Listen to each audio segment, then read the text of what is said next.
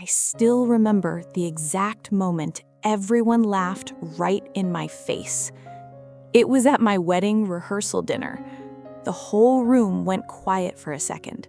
Then someone snorted, and suddenly half the table was laughing, out loud, at me, at us.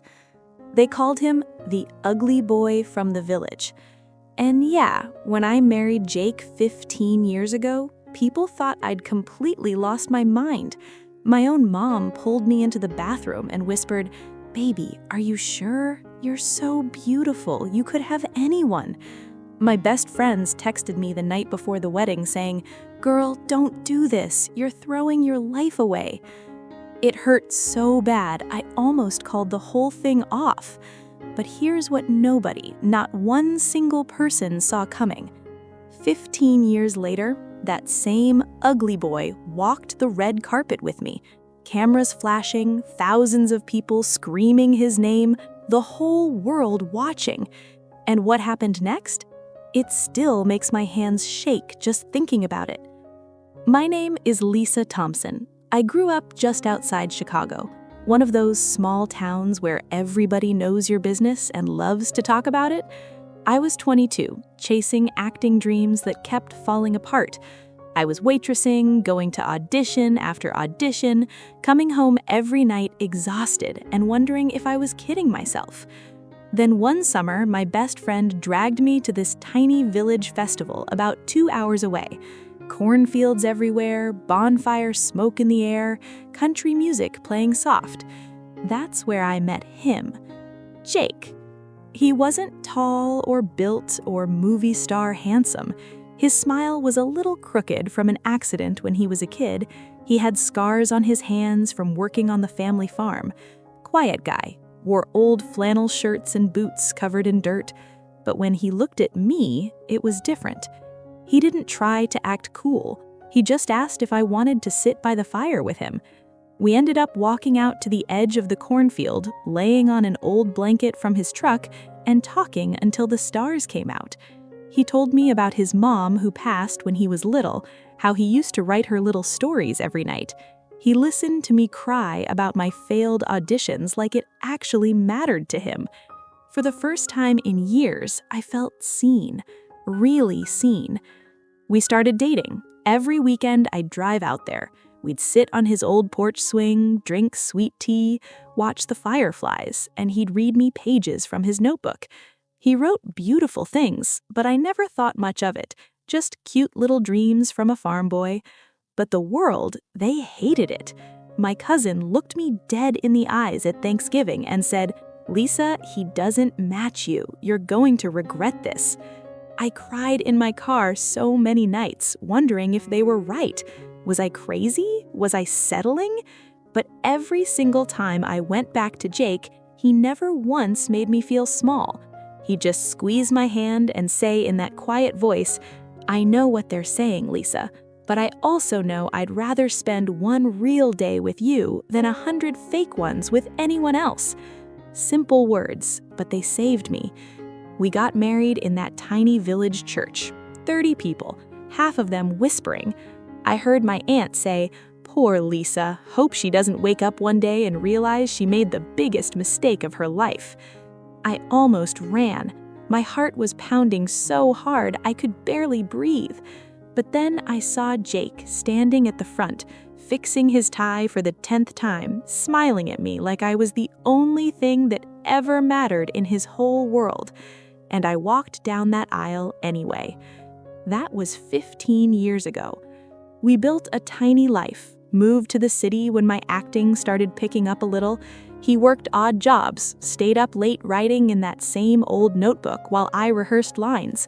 People still judged us, still talked, but something was happening behind the scenes, something nobody, not even me, knew about. Yeah, something was happening behind the scenes. Something nobody, not even me, knew about. The first couple years after we got married were rough. Real rough. We moved to the city so I could chase my acting dreams. Tiny apartment, leaky faucet, neighbors yelling through the walls. I'd come home from auditions crying because they'd say stuff like, "You're pretty, Lisa, but you don't have that it factor." I felt so small, like maybe everyone back home was right. Maybe I had thrown my life away. Jake never complained, not once. He worked 2 jobs, loading trucks in the morning, fixing stuff at a repair shop at night. His hands were always cracked and sore, but he'd still make me coffee before I left for the day. And every single night, after I fell asleep on the couch exhausted, I'd wake up to see him at our little kitchen table, writing in that same old notebook, the one from the village. I'd ask, "What are you writing, babe?" He'd just smile, that crooked smile, and say, "Nothing special, Lisa, just some thoughts." I believed him. Why wouldn't I? He was my Jake, the quiet farm boy who loved me when nobody else did. But the doubt kept creeping in. Some nights I'd sit on the bathroom floor after another rejection and whisper to myself, what if they were right? What if I'm holding him back too? One time I even packed a bag, sat there for 2 hours with my hand on the doorknob, tears running down my face. I felt so guilty, like I was dragging this good man through my broken dreams. Then Jake walked in. He didn't yell, he didn't get mad, he just knelt down, took my hands, and said real soft, "I didn't marry you for your perfect life, Lisa. I married you because you make the hard days feel worth it. We're in this together." Those words, man, they saved me every single time. Slowly, things started shifting. I landed a few small acting gigs, nothing huge, just commercials and one line on a TV show, but it felt like hope. Jake would celebrate every single one like I'd won an Oscar already. He'd cook my favorite pasta, light a candle we couldn't really afford, and read me little pieces from his notebook to make me laugh. The years kept going, 15 of them. We weren't rich, we weren't famous, but we had each other. And through it all, that notebook stayed his secret. Then, one random Tuesday, I'll never forget it, he came home from work early. His hands were shaking. He sat me down on this exact couch and said, "Lisa, I need you to come with me somewhere in 2 weeks. It's important, and you have to wear something nice." I laughed at first. "Jake, we don't do fancy. What's going on?" He just looked at me with those same kind eyes from the cornfield all those years ago and said, "Trust me, this is about us, about everything we've been through." My heart started racing. I had no idea what he was talking about. 2 weeks later, we pulled up to this huge building in downtown LA. Red carpet, cameras flashing like crazy, people screaming names I didn't recognize. And Jake, my Jake, took my hand and walked me right into it like he belonged there. I was shaking so bad I could barely walk in my heels. That's when everything flipped upside down. We stepped onto that red carpet, and I swear the whole world slowed down. Lights popping like fireworks, people yelling names, reporters shoving mics forward. I was gripping Jake's hand so tight my knuckles turned white. My heart was hammering. I thought I might actually pass out in these stupid heels. I whispered to him, "Jake, what is this? Why are we here?" He just squeezed my hand back and said real quiet, "Just stay with me, Lisa. You'll see in a minute."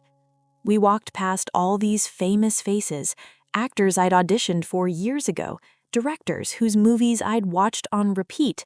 They were smiling, waving, but some of them looked at Jake twice, like they recognized him. I didn't get it. Then we got to the entrance of the Dolby Theater, the Oscars, the actual Academy Awards. My brain short-circuited. I stopped dead and looked up at him. "Jake, are we crashing this or something? This can't be real." He laughed, that soft, crooked laugh I fell in love with in the cornfield, and said, "No, babe, we're not crashing. I got invited." Before I could even process that, a woman in a sparkly dress rushed over with a clipboard. "Mr. Thompson, they're ready for you backstage. And Mrs. Thompson, you're sitting front row." Mr. Thompson? My last name, our last name. I followed him like I was in a dream. Backstage was chaos. People running with headsets, makeup artists fixing hair, actors practicing acceptance speeches under their breath. Jake walked through it like he'd done it 100 times. Calm, quiet, just Jake. They handed him an envelope and pointed to the stage entrance. My stomach dropped. The host's voice came over the speakers. And now, for Best Original Screenplay, the nominees are... They listed 4 huge movies, then the last one, and Porchlight by Jake Thompson. The screen showed clips from the movie, a quiet farm boy falling in love with a city girl chasing dreams, scenes of rejection, late-night talks, holding each other through the hard stuff. It was our story, every single painful, beautiful moment of our life, turned into this gorgeous, heartbreaking film. The audience gasped. I gasped. Tears started rolling down my face before I could stop them. The host opened the envelope, and the Oscar goes to Jake Thompson for Porchlight. The place exploded, standing ovation. Jake turned to me, eyes shiny, and whispered, "This is for us, Lisa. For every time they laughed. For every time you believed in me when I didn't believe in myself." He walked up those stairs alone, but he kept looking back at me like he was making sure I was still there. When he got to the mic, the whole room went quiet. He held the Oscar in one hand, looked straight into the camera, and said, "This isn't just mine. 15 years ago, everyone laughed when this woman married the ugly boy from the village. They said she was throwing her life away, but she saw something in me nobody else did. She believed in my words when I was too scared to show them to anyone. Every line in this script, every scene, came from nights we sat on our porch talking about life, about love, about not giving up. Lisa Thompson, this is yours too. I love you. Thank you for saying yes when the whole world said no." He held the Oscar up, then pointed right at me in the front row. The camera zoomed in on my face, ugly crying, smiling so big it hurt. The applause went on forever. I sat there shaking, watching my husband, my quiet, scarred farm boy husband, get the standing ovation he deserved. The same man they all laughed at. Now the whole world was cheering for him. And for us. That night changed everything. But the real win? It wasn't the statue. It was proving, to me, to him, to every single person who ever doubted us, that real love doesn't care what you look like, where you're from, or what anyone else thinks. It just shows up every single day. And sometimes it writes a story so beautiful the whole world has to see it. That night changed everything. But honestly, the morning after the Oscars felt even bigger in its own quiet way. I woke up around 9 a.m., way later than usual. Sunlight was sneaking through the blinds in our little LA apartment. We still lived in the same place we'd rented for years. Nothing fancy, just home. My eyes were puffy from crying happy tears all night.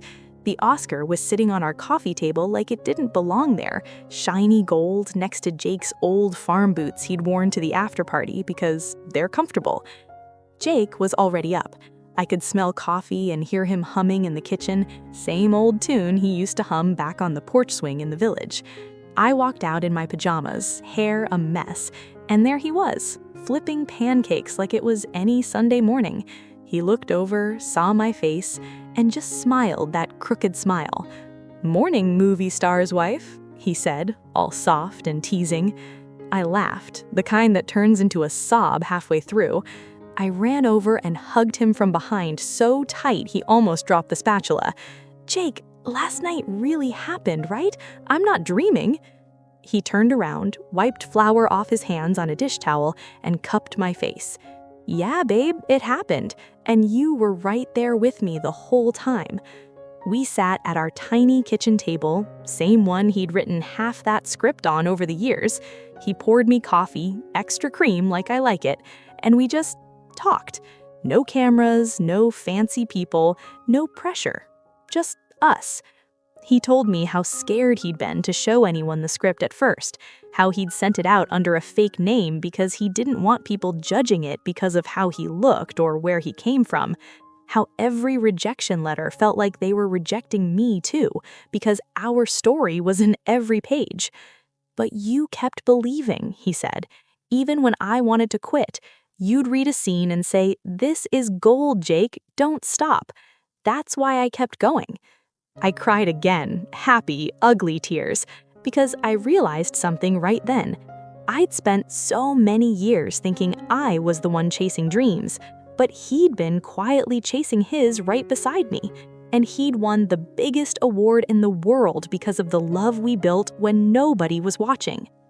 Later that day, the phone started blowing up. Old friends from the village texting, "OMG, Lisa!" My mom called crying, happy this time, saying, "I was so wrong, baby. I'm so proud of both of you." Even that cousin who'd said he doesn't match you sent a message, "I owe you both an apology. That movie wrecked me in the best way." The world kept talking about us for weeks. Headlines like "From Village Farm to Oscar Gold" and "The love story nobody saw coming." But the best part, Jake never changed. Still fixes things around the house, still writes at night, still holds my hand like it's the first time. And me? I finally landed a lead role in a new movie because directors saw the realness in me now, not just pretty, real.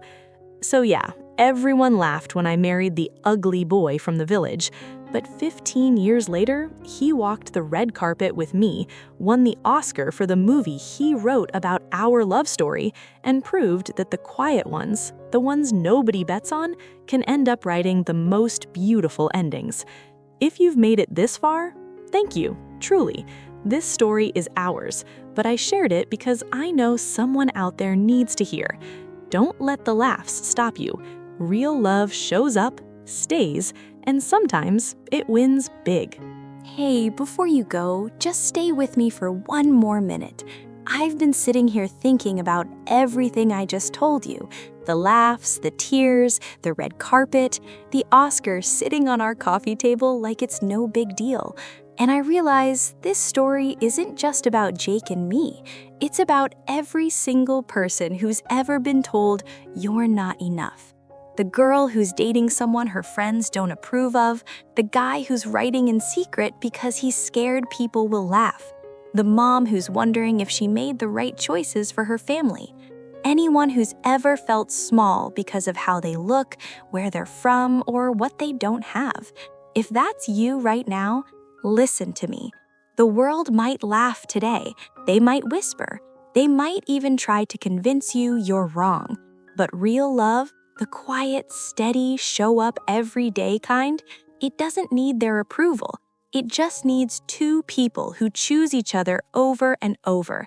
And sometimes, when you keep choosing, the universe chooses you back in ways you never saw coming.